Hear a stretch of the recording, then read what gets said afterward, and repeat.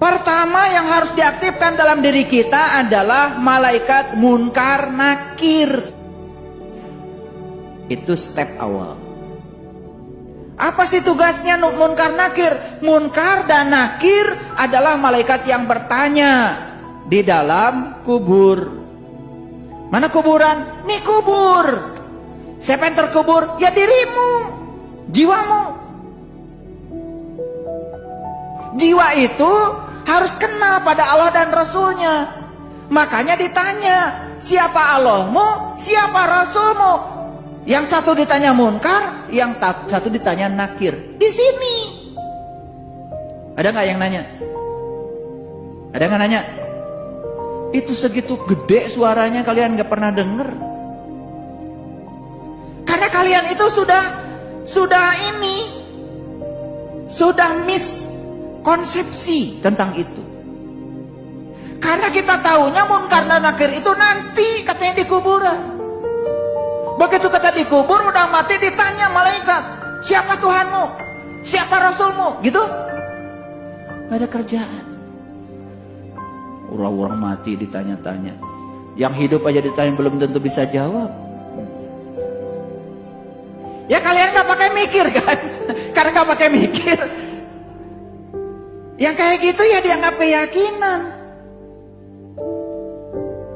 Kuburan tuh di sini nih, lihat kuburan, ini kuburan. Kan suka tanya di sini, siapa diri saya? Dari mana saya asal? Kemana saya harus kembali? Apa tugas saya di sini? Pertanyaan tentang diri itu pertanyaan tentang Tuhan. Makanya harus kita kenali dua, satu Allah, dua Rasulnya. Siapa yang bertanya? Jiwamu. Makanya syahadatkan asyhadu an la ilaha illallah wa asyhadu anna muhammadar. Siapa yang bersyahadat? Jiwa. Pada siapa? Pada Allah dan Rasulnya. Maka malaikatnya dua, munkar, nakir. Keren gak?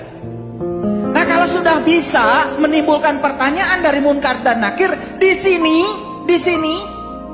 karena malaikat itu di Quran dikatakan tidak ada di luar dirimu, malaikat itu ada dalam dirimu.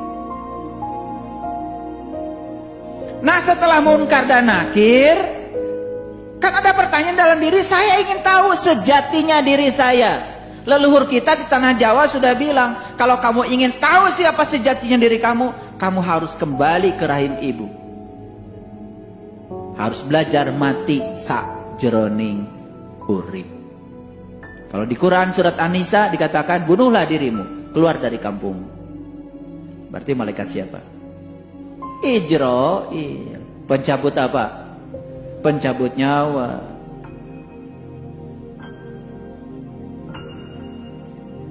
Jadi tahap kedua kita harus belajar dari malaikat Ijrail, pencabut nyawa.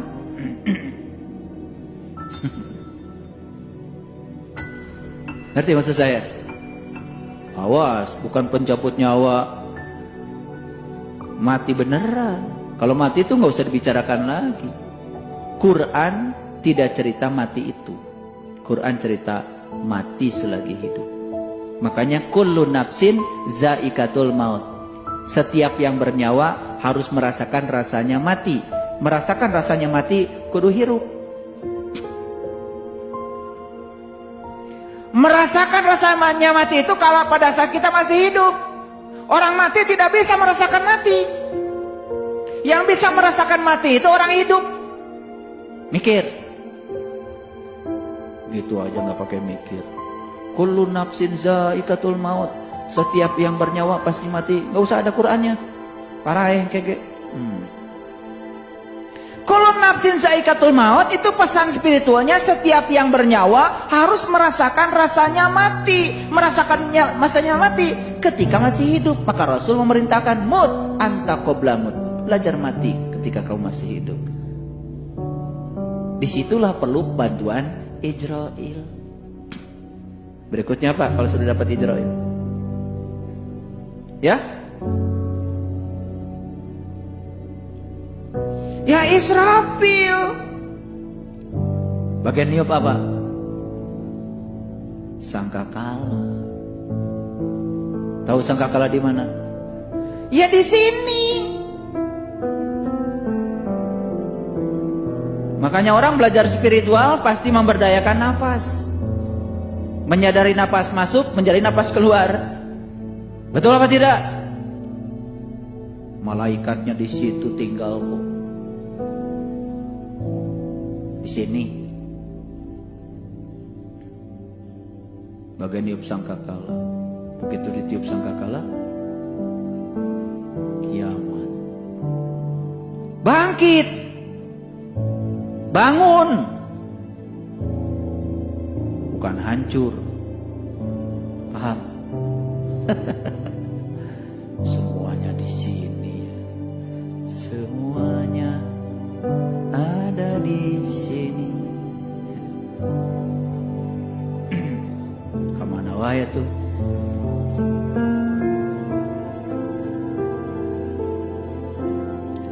Begitu sudah bangkit, berikutnya apa? Malaikat apa? Malaikat apa? Ya pasti Jibril dong.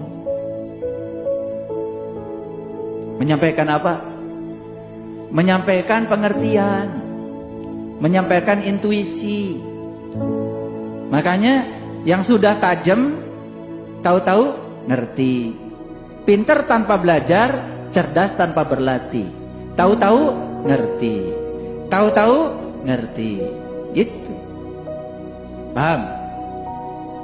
Nah, kalau sudah ketiban Jibril, ya berikutnya pasti ketiban Mikail. Turun hujan dari langit.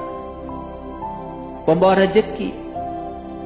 Nah, rezeki yang paling agung adalah hidangan dari langit. Itu yang diminta Nabi Isa. Allahumma rabbana anzil alaina ma'idatan minas sama'i.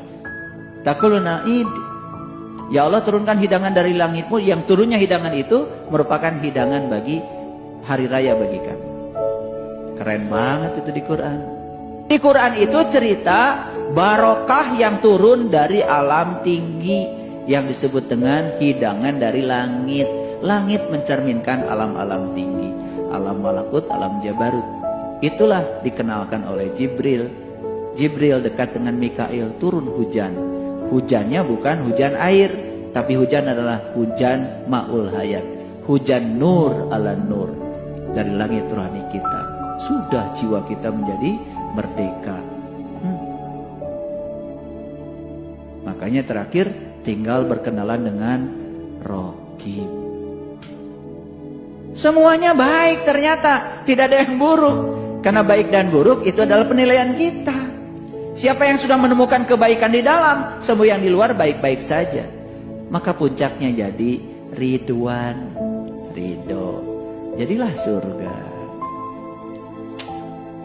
Ditipu orang, ridho. Orang yang dicintai meninggal, ridho. Sakit, ridho. Sehat, ridho. Dimarahin orang, ridho.